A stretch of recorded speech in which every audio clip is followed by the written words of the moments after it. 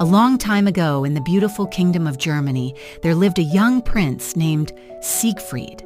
He was handsome, kind, and loved by everyone in the land.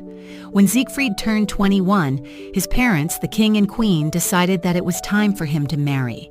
They invited 6 princesses from across Europe to the royal ball the next evening so that their son could choose a bride. That evening, Siegfried celebrated joyfully with his friends in the castle garden. They laughed, played music, and enjoyed themselves. But his mother, the queen, interrupted sternly.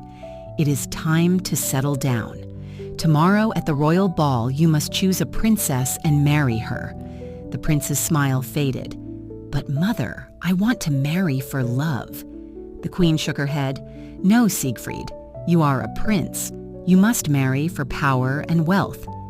With that, she left. The merrymaking continued, but Siegfried's heart was no longer in it. As the sun set, Siegfried saw a flock of swans flying overhead. Curious, he followed them deep into the forest until he reached a glowing lake under the moonlight. Among the swans was one that wore a golden crown. As the swan reached the shore, she stretched out her wings and magically transformed into a beautiful princess.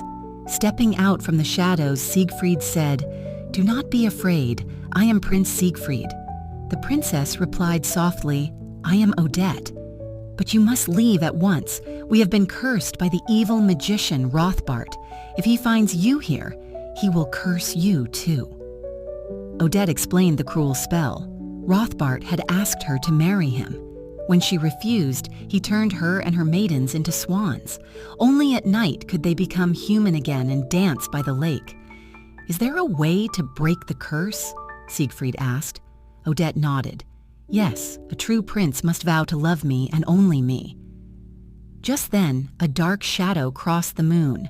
Rothbart himself, disguised as a great owl. "I will shoot him with an arrow," declared Siegfried. But Odette stopped him. "No, if he dies before the curse is broken, we will remain swans forever." The swan-maidens appeared, transforming into graceful girls in feather-like dresses. Together they danced with Odette. Even the tiny cygnets followed along. As Siegfried danced with Odette, he realized he had fallen deeply in love. "Come to the royal ball tomorrow," he said eagerly. "I will choose you as my bride. We will break the curse and free your maidens." Odette agreed. But when dawn broke, she and her maidens returned to swan form and glided back into the lake. That night, the palace glowed with golden chandeliers, music, and celebration. Princesses from many lands arrived: Rosamunda of Spain, Isabella of Portugal, Esmeralda of Santa Fe, and others. Siegfried danced politely with each one, but his heart longed only for Odette. As the sun set, the queen pressed him to choose his bride. Just as Siegfried began to fear Odette would not come, the doors opened. A tall man in a mask entered, with a mysterious young woman dressed in black on his arm. Believing it was Odette, Siegfried rushed to her. They danced together while the visiting princesses looked on enviously. Outside the window, a white swan beat her wings frantically, trying to catch Siegfried's attention. But he did not see her. When the music stopped, Siegfried knelt down before the girl in black. "I will marry the Princess Odette. I promise to love you and only you." He expected the curse to shatter. Instead, a cruel laugh echoed through the ballroom. It was Rothbart.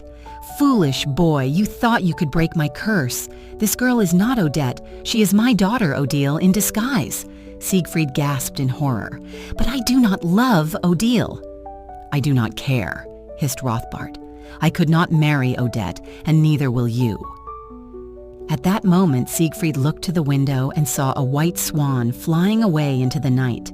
Realizing the truth, he ran from the palace and back into the dark forest. The final choice.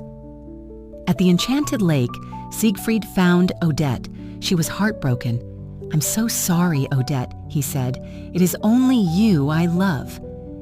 "You were tricked," she whispered sadly. "It is not your fault, but the curse cannot be broken now. We cannot be together." Siegfried took her hand gently. "Perhaps there is a way." Hand in hand, they walked into the lake. In the silver moonlight, their movements were graceful like a dance. The water closed over their heads. At last, they would be together forever. High above, Rothbart, still in owl form, felt the force of their sacrifice. He trembled, fell from the sky, and crashed to the ground, dead at last, his dark power gone. The Swan Maidens became human again, tears of joy in their eyes. They huddled together on the shore, knowing their beloved Princess Odette was now free, dancing forever in the arms of her prince. A story of love, sacrifice, and freedom, the timeless magic of Swan Lake.